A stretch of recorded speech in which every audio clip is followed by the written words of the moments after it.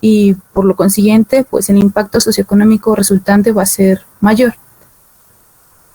También hay que recalcar que son lesiones altamente incapacitantes. Vamos a encontrar varios mecanismos de fractura. Algunos los llaman mecanismos típicos, que va a ser que tras un traumatismo de alta energía, como caídas de alturas generalmente superiores a 1 metro, se van a producir. Y tenemos dos de ellas, una que es línea de fractura primaria y las otras son secundarias. La primaria va a cruzar la línea subastragaliana posterior y va a crear dos fragmentos separados, una anteromedial y una posterolateral. Las siguientes van a ser las fracturas de líneas secundarias y va a haber dos. Una es la fractura de lengua y la otra es hundimiento de la carilla articular. La primera es que en la segunda línea de la fractura se va a salir la parte más superior de la primera hacia atrás, siguiendo el eje longitudinal del calcáneo. Y la segunda se va a salir del mismo sitio que el anterior, pero va a terminar justo detrás de la carilla articular. Vamos a tener dos tipos de diagnóstico, uno clínico y el otro por imagen. El clínico pues va a ser tumefacción, equimosis, luxaciones, subluxaciones a veces, comprensión neurovascular de la tibia y deformidad del peroné, potencia para apoyarse.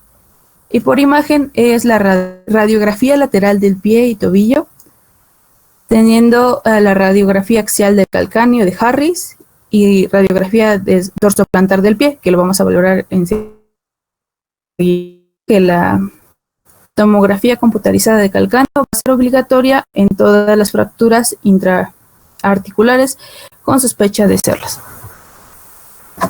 Vamos a tener que en la radiografía lateral del pie y tobillo vamos a medir los siguientes ángulos.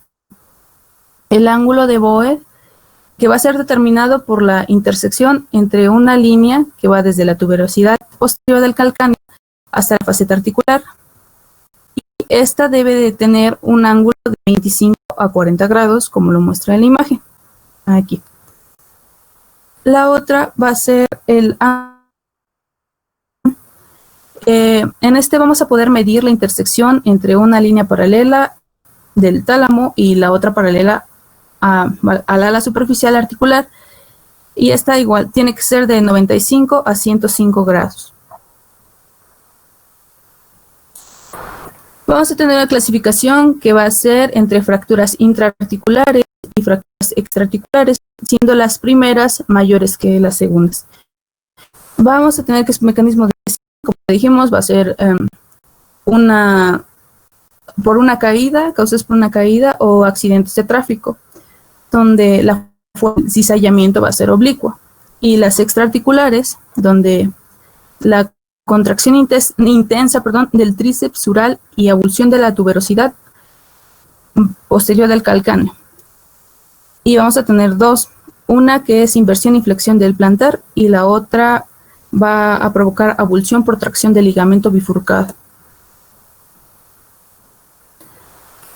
En cuanto a la clasificación de la AO, vamos a tener que el número 8 se le va a dar al pie, el punto 1 al astrágalo y el punto 2 al calcáneo. Vamos a tener 3. A, que va a ser extraarticular. B, lengua saliendo a la faceta posterior. Y C, depresión articular completa. Primeras que son extraarticulares, va a haber Punto 1, que es extraarticular, siendo la abulsión la fractura de tuberosidad posterior o en lengua. Y punto 2, extraarticular, que va a ser la fractura corporal. De la B, vamos a tener B.1, que es la lengua saliendo a faceta posterior, tipo lengua en fractura simple. B.2, lengua que sale sobre la faceta posterior. Y B.3, que es lengua saliendo a faceta posterior multifragmentaria. Y pues ya la C es depresión articular completa. Dentro de la depresión articular completa vamos a tener 3. C1, depresión articular completa, con depresión articular va a ser Sanders 2. Enseguida, clasificación. C2, depresión articular completa con depresión articular 3, y C3, depresión articular completa o multifragmentaria, un Sanders 4. En cuanto a las clasificaciones, bueno, otras clasificaciones para fracturas de calcáneo, vamos a tener unas basadas en rayos X y otras en TAC. Las de rayos X es Rowe, Seur y Remy, Stepson, Paley y Hall, y las basadas en TAC es Cropsey y Fitzbone, Sanders y de Souza. A continuación les muestro las que hice.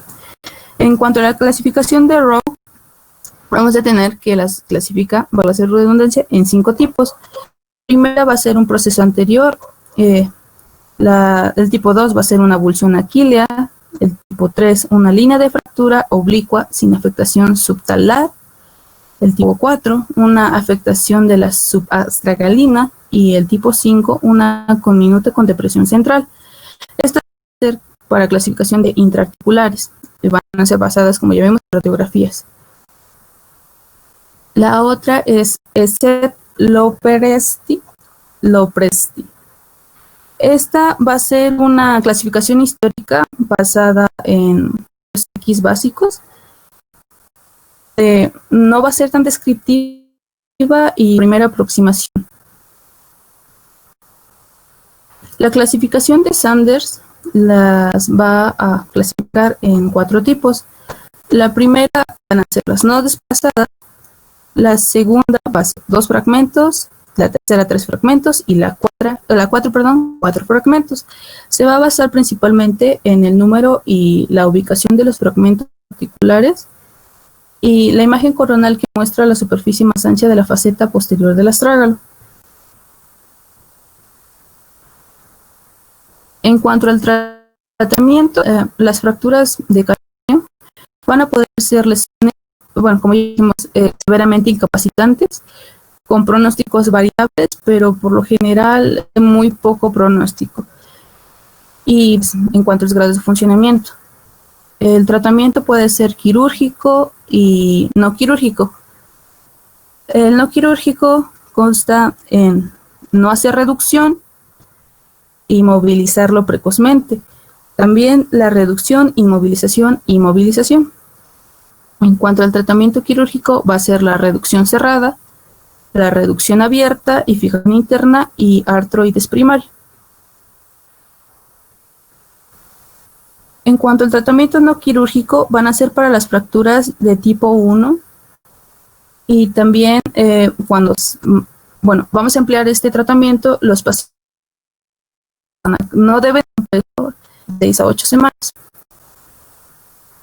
En este caso vamos a darle movilización precoz, plantillas para distribución de cargas, que ya dijimos que no deben cargar peso de 6 a 8 semanas, un reposo con el miembro elevado, un vendaje comprensivo, hielo, AINES y profilaxis de TBP.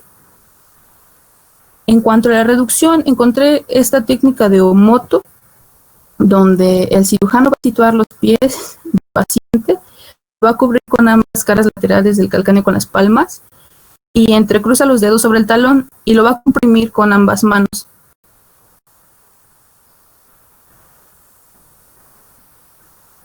En cuanto a los manejos de fracturas según la AO, vamos a tener 4, que es el sencillo sin desplazar, el pico extremo, el desplazado y el subtentacular. Las primeras van a tener un nivel de habilidad para el cirujano pues de 1 de 3 y no van a utilizar mucho equipo. Estas van a ser poco comunes, pero cuando van a ocurrir, el tratamiento no quirúrgico va a permitir un movimiento temprano y rápido. Es un tratamiento, como dijimos, no operatorio y se indica para fracturas no desplazadas con mantenimiento del ángulo de Bower. El segundo es para el pico extremo y nivel de habilidad para el cirujano 2 de 3, ocupar más equipo. La fractura extrema, tipo de lengua de pico, y pues esta fractura va a comprometer el tejido blando que rodea inmediatamente el tendón de Aquiles y puede provocar una necrosis cutánea. En este caso se hace una RAFI con fijación con tornillos. Las ventajas va a ser la preservación de los tejidos y una cirugía pequeña. En cuanto al desplazado, va a ser la mayoría de las lesiones articulares, y para la reconstrucción precisa puede mejorar el resultado a largo plazo para esta devastadora lesión. Se puede reconstruir por 3 métodos, que es la RAFI con fijación de placa y tornillos, la MIO, fijación de tornillos y agujas, y la igual MIO, fijación con aguja de Kircher, tipo lengua. Hay que tener en consideración que el cirujano debe tener una amplia habilidad para este tipo de cirugías. En cuanto a la RAFI con fijación con placa y tornillos, las indicaciones principales van a ser las traseras mal anguladas y desplazadas en individuos sanos y dóciles. Las indicaciones, pues, es mala posición y forma del talón, afectación articular desplazada, fracturas abiertas, pacientes de menos de 60 años, que no sean fumadores, sin comorbilidades médicas o con morbilidades únicas pero controladas. Las contraindicaciones como tal es el incumplimiento de todo lo anterior, una vasculopatía, fumadores, edad mayor a 60 años y extremadamente sedentarios. En cuanto a las ventajas, va a ser la reconstrucción de altura, ancho y largo del pie, sin varo y sin la necesidad de calzar un zapato especializado. En cuanto a la fijación de tornillos y agujas de Kircher, vamos a tener que las indicaciones son para fracturas con depresión articular simple en pacientes en los que está contraindicada una gran incisión, como es la RAFI. Las indicaciones es fractura inguinal desplazada o tipo articular, individuo con malestar médico que impida la reducción abierta, un tipo de fractura simple, pacientes de edad avanzada o que pues una gran incisión puede tener un alto riesgo de complicaciones. Las desventajas es que no puede verse tan perfectamente. Ventajas son que va a tener una pequeña incisión y puede mover mejor un rango de movimiento. Una contraindicación es que si ya tiene más de 3 días entre el trauma, mejor no se hace. La otra es la fijación con aguja de Kircher. En las indicaciones principales vamos a tener que son para fracturas de lengua en pacientes en los que va a estar contraindicada una incisión de Ori. En indicaciones va a ser una fractura intraarticular desplazada de tipo lengua, un individuo con una fractura de tipo simple de solo 2 fragmentos, un paciente de edad avanzada en el que igual una amplia incisión puede crear complicaciones. Las ventajas y desventajas son igual que las anteriores. Sin embargo, en esta vamos a tener una unidad de cirugía en pacientes que son fumadores o diabéticos. Igual, una contraindicación, si tiene más de 3 días entre el trauma y la intervención quirúrgica, mejor no se hace. Y por último, el sustentacular. Va a ser una fractura que implica un gran varo que produce una fuerza en el pie para aterrizar desde una altura. En el desplazamiento produce una posición en varo del retropié con malas consecuencias y va a ser indicada para más de 2 milímetros de desplazamiento, indicada en fracturas aisladas, y las ventajas es que la reconstrucción es extremadamente, la reconstrucción tardía es extremadamente difícil. También vamos a tener unas fracturas especiales que se llaman fracturas abiertas. Estas van a ser pues pacientes que tienen grandes traumatismos. En el caso de un choque de vehículos o caídas considerables, se va a acompañar de múltiples fracturas de todos los huesos largos y las lesiones graves del retropié. Y la lesión de los tejidos blandos va a soler ser grave y son necesarias las medidas temporales antes de la fijación definitiva. La fractura abierta más común del calcáneo va a ocurrir en el lado medial del retropie. También hay que tener en cuenta que son lesiones devastadoras para los pacientes, tanto como a corto como a largo plazo.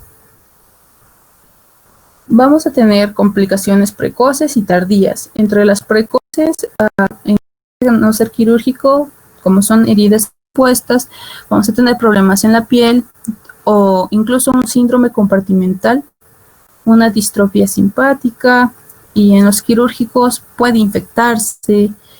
Hay problemas con la cicatrización y, como dijimos, las tasas de complicaciones van a ser muy altas, incluso alcanzar el 40%. En las tardías, pues podemos encontrar lesión subperonea, una pseudoartrosis, secuelas de síndrome compartimental, una artrosis subastragalina, unas lesiones vasculonerviosas, artrosis cuboidea. Continuamos con las fracturas del astrágalo.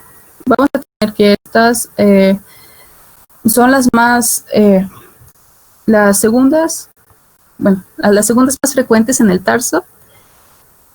Estas son como fracturas de los pacientes que practican snowboard, y su incidencia va el 0.1 y el 0.85 de todas las fracturas, y entre el 7% de las lesiones del pie. Las fracturas de la cabeza del astrágalo van a ser más raras y van a tener una incidencia del 3 al 5%. En cuanto al diagnóstico, vamos a tener una evaluación clínica y una por imagen. En la evaluación clínica, pues van a presentar típicamente de tobillo, la movilidad va a ser dolorosa y puede ocasionar una crepitación. También es habitual que en las fracturas del cuello y del cuerpo del astrágalo haya fracturas asociadas del pie y del tobillo. En la evaluación por imagen, la TAC es muy útil para caracterizar el patrón y el desplazamiento de estas fracturas. También se van a obtener por proyecciones anteposterior, lateral y la proyección de la mortaja del tobillo. En cuanto a la proyección de canele y Kelle, que es esta de aquí, va a proporcionar una imagen óptima del cuello del astrágalo. Y también se va a obtener con el tobillo en equino máximo y con el pie apoyado sobre el chasis con 15 grados de pronación. En cuanto a la clasificación de la AO, recordemos que el 8 es para el pie y el 1 es para el astrágalo. Entonces, vamos a tener que el cuerpo va a tener varios. Entonces, vamos a clasificar con la A avulsión, la B por si es una fractura articular parcial y la C articular completa. En el caso de una avulsión podemos encontrar, si es A1, un cuello anterior, A2 un proceso lateral y un A3 un proceso posterior. En el caso de articular parcial podemos encontrar uno que es una fractura osteocondral, una B2 simple, B3 fragmentaria. La C, que es articular completa, puede ser 1 simple o 2 multifragmentario. Eso es en cuanto al cuerpo. En cuanto al cuello, podemos encontrar que puede ser A, cuello no desplazado, o Hawkins 1. Más adelante les hablaré de la calificación de Hawkins. La B es desplazado con una subluxación o una dislocación de la articulación astragalina, en este caso. La C es el astrágalo desplazado con el cuello, con el cuerpo del astrágalo dislocado. Y la D es el astrágalo desplazado con el cuello, con cuerpo, cabeza del astrágalo dislocado.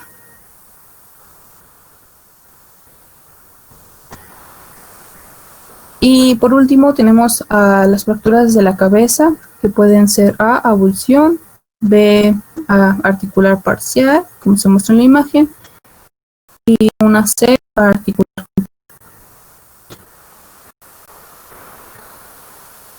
En cuanto a la clasificación de Hawkins, que va a ser para el cuello, se va a basar principalmente en el desplazamiento que va a tener la fractura y la luxación de las articulaciones del astrágalo, y va a servir de guía para decidir el tratamiento. Podemos notar que son 4. Hawkins 1 va a ser una fractura del cuello del astrágalo no desplazada. No va a presentar alteraciones articulares y necrosis baja. Bueno, puede presentar una necrosis baja. Las Hawkins 2 va a ser desplazada con una luxación o luxación de la articulación subastragalina. Va a haber dos afectados, que estos van a ser los vasos del cuello hacia el cuerpo, los vasos que van a penetrar por el seno y el canal tarsiano. Puede presentar también una necrosis del 42% y va a representar una urgencia ortopédica. El Hawkins 3 va a ser una fractura del cuello del astrágalo. Esta va a estar desplazada con la luxación del cuerpo del astrágalo de ambas articulaciones, calcáneo astragalina y la tibio astragalina. En esta va a haber 3 pedículos afectados. Va a ser una luxación subastragalina y tibio astragalina. 50% son expuestas y puede tener una necrosis de más del 90%. Y por último, la Hawkins 4 va a ser desplazada con una luxación del cuerpo del astrágalo, de las articulaciones antes mencionadas, y una luxación de un fragmento de la cabeza o del cuello del astrágalo en la articulación astragaloescafoidea. En esta va a haber 3 pedículos afectados y puede representar NAP de cabeza. En cuanto al tratamiento de estas fracturas, vamos a encontrar que son las del cuello, ya habíamos dicho, desplazado, desplazado, multifragmentarias en el cuerpo, pues son como tal fracturas del cuerpo, y en el proceso lateral o posterior. En el no desplazado, el nivel de habilidad del cirujano va a ser 1 de 3, igual que el equipo. Van a ser infrecuentes y se debe mostrar que no se ha pasado mediante una radiografía o una tomografía computarizada. El tratamiento no operatorio e indicaciones principales son para fracturas del cuello del astrágalo completamente desplazadas. Una contraindicación es que cualquier desplazamiento del cuello del astrágalo pues no va a entrar aquí. Una ventaja es menor rigidez y las desventajas es un mayor periodo de cuidado del yeso en comparación con el manejo quirúrgico. Las desplazadas van a ser un nivel de habilidad de 3 de 3 y un amplio equipo para realizarlas. En estas el astrágalo va a estar cubierto al menos de un 70% de cartílago articular, y cualquier desplazamiento que hace este hueso que no sea congruente con muchas superficies articulares. Se puede hacer una RAFI con fijación de tornillos. Ventajas es que va a tener un movimiento temprano y una precisión de la reducción de múltiples superficies articulares. En cuanto a las multifragmentarias, como podemos observar aquí, el nivel de habilidad es de 3 de 3 y el tipo pues es mayor. Este tipo de fractura a menudo va a empujar al cirujano a establecer la longitud mediante un injerto óseo del cuello del astrágalo deficiente. Esto va a ser extremadamente importante para alinear correctamente las múltiples superficies articulares. Se procede a hacer una RAFI con fijación con placa. Las ventajas son un movimiento temprano y, como anteriormente hablábamos, una precisión de la reducción de múltiples superficies articulares. Tenemos también las del cuerpo. Lo que se hace aquí es una RAFI con fijación de tornillos y placas. Está indicado para una fractura desplazada y la ventaja va a ser las mismas que las anteriores. En un proceso el nivel de habilidad baja de 2 a 2 de 3 y en esta fractura va a ocurrir una marcada versión del pie y va a comprometer a la superficie articular subastragalina.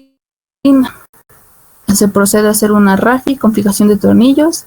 Sus indicaciones principales como tal ya son fracturas del proceso lateral desplazada y tiene las mismas ventajas que las anteriores.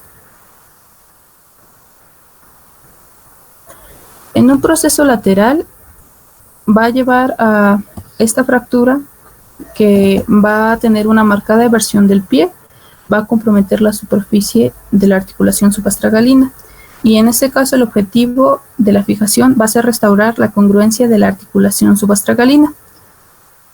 Si en esta fractura es de proceso muy pequeña, entonces la excisión puede ser una mejor opción. Se procede a hacer una RAFI con fijación de tornillos.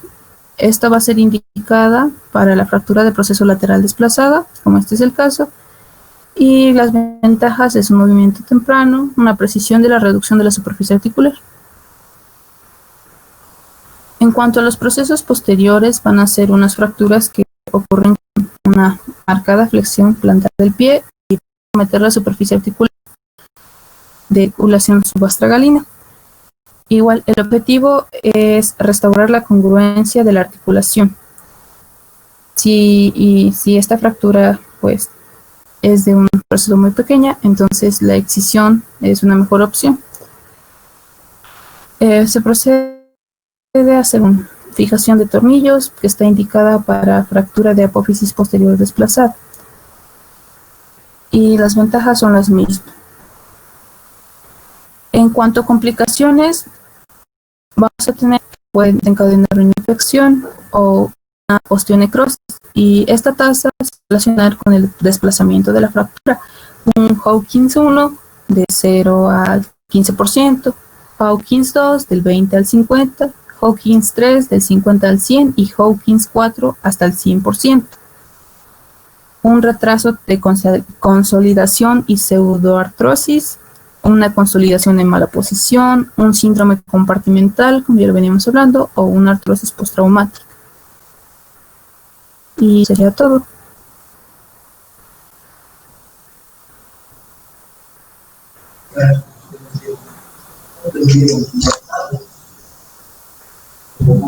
Ok, nada más para resaltar algunas cosas. En cuanto al astrágalo, la alta incidencia de necrosis, además de que está relacionada con el tipo de fractura, la 3 y tipo 4, pues está directamente relacionada con el daño vascular. Hubiese sido muy interesante que nos presentaras una imagen de un astrágalo y de las arterias que lo irrían, porque eso explica por qué se necrosa. Hay dos arterias, una que viene por la parte dorsal y una por la parte plantar. En la dorsal llegan a través del cuello del astrágalo. Y en la región plantar, la arteria del seno del tarso manda una arteria para el astrágalo. Esa de abajo, la del seno del tarso, va a irrigar lo que es el cuerpo por la vía posterior e inferior. Y las otras va a ser también el cuerpo, el cuello y la cabeza, pero por vía superior. Y la mayoría de las fracturas de astrágalo son en el cuello. Por lo tanto, el aporte sanguíneo se ve severamente dañado de la arteria media del tarso y empieza a ocurrir la necrosis. Cuando tenemos una fractura de astrágalo en un servicio de traumatología y ortopedia, lo consideramos como una urgencia. Entre más pronto la operes y la repares, puedes todavía rescatar ese hueso de la necrosis avascular a través de una reducción anatómica y de una perfusión por continuidad.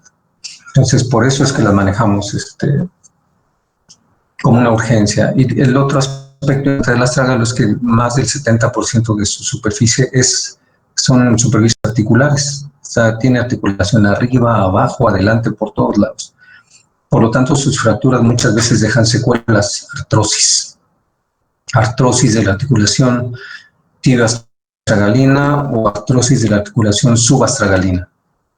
En el caso de la artrosis como secuela, ya se valorará a un futuro hacer tratamientos de rescate como es la artrodesis de tobillo o la artrodesis subastragalina. En relación al calcáneo, apréndanse el ángulo de Vogler, promedio 30-35 grados. Si está disminuido, quiere decir que está severamente aplastado ese calcáneo y hay que operarlo y restituir la angulación. Son cirugías difíciles. Actualmente existe controversia todavía de que a qué paciente le va mejor con fractura de calcáneo, al que operas o al que manejas con... Los resultados son muy parecidos. ¿Qué pasa con una fractura del calcáneo? Bueno, generalmente cuando van los pacientes al consultorio los paramos en un podoscopio, que es un plantoscopio, donde ves las plantas de pie y tiene fractura de calcáneo o tuvo fractura de calcáneo que se manejó mal o tiene secuelas, vemos que el calcáneo se va o en varo o en valgo, y en el talón del pie así se ve que se va en varo o en valgo, y el dolor a la marcha, y la artrosis subastragalina, que esa es las principales complicaciones de las fracturas de calcáneo. Entonces, para operarlas hay que tener mucha experiencia. Es una zona difícil de operar por todas las estructuras nerviosas que pasan por él.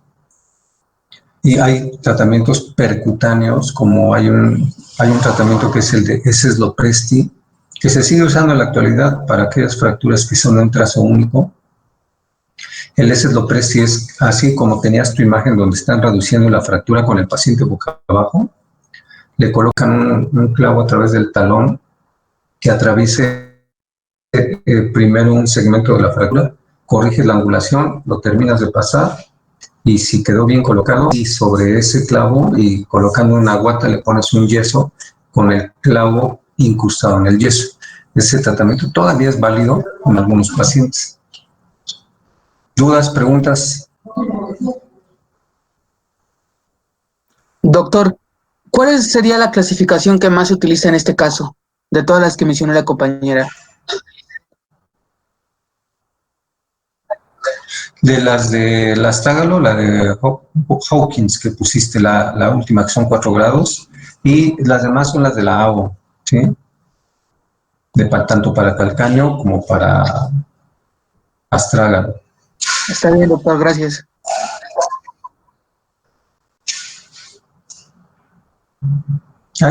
Es importante que a estos con fractura de astrágalo se les explique el riesgo de necrosis. Si el paciente llegó a la unidad médica después de 4 días de fracturado, porque fue con el huesero, a que le sobaran el pie, bla, bla, bla, bla, bla, bla, ese paciente hay que hablar con él y explicarle que le hagas lo que le hagas, el astrágalo se va a necrosar, ¿sí? Somos médicos, no podemos hacer milagros, y más cuando las lesiones, por su fisiopatología y por su gravedad, le van a dejar secuelas. Hay que saber hablar con los pacientes y decirles, mire, tiene una fractura aquí en el astrágalo, lo más probable es que esto le deje muela de necrosis. Vamos a hacer todo lo posible por recuperar la forma, hacerle la cirugía. Aún así, el astrágalo se puede necrosar. Y lo que llama la atención son esos porcentajes de necrosis, de hasta el 100%, imagínate. Entonces sí hay que hablar bien con ellos.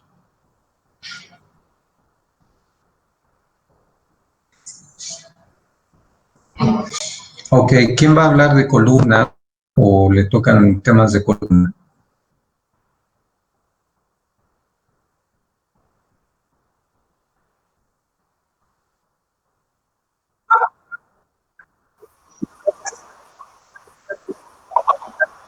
Pero quiero hacer una aclaración para lo de columna. Las vamos a dividir en regiones, cervical, dorsal y lumbar, pero una buena forma de iniciar es hablando acerca un poco de la anatomía en general, los ligamentos principales de la columna, no todos, solo los principales, y sobre todo valoración clínica, exploración clínica, datos de lesión de neurona periférica, neurona motora periférica y datos de valoración de neurona motora superior para poder hacer un diagnóstico clínico. Clasificación de Asia. Hay una escala de valoración de trauma raquimedular de Asia. Esa también la necesitamos ver antes de empezar a ver las fracturas. Y en cuanto a fracturas, si empezamos por la columna cervical, Empezamos de las de Atlas, Axis y los de C3 a C7. No me hablen de fracturas del occipital, ni de los cóndilos, ni de eso. Es fracturas de Jefferson, fractura de Hangman, fracturas de apóstol-ontoides y todas las fracturas de C3 a C7. Y ya de las demás, dorsales y lumbares, pues también las vamos a ir viendo. Pero eso ya es tema de, clases posteriores. La primera clase es revisión, posición anatómica, anatomía y valoración clínica. Eso es lo más importante. Pero sí, vemos los temas que faltan el lunes, pero esto es que lo quería aclarar para lo de columna. Ok, nos vemos porque ya vamos a empezar la cirugía. Adiós. Gracias. Doctor, buen día. Gracias, doctor. Buen día. Hasta luego, doctor.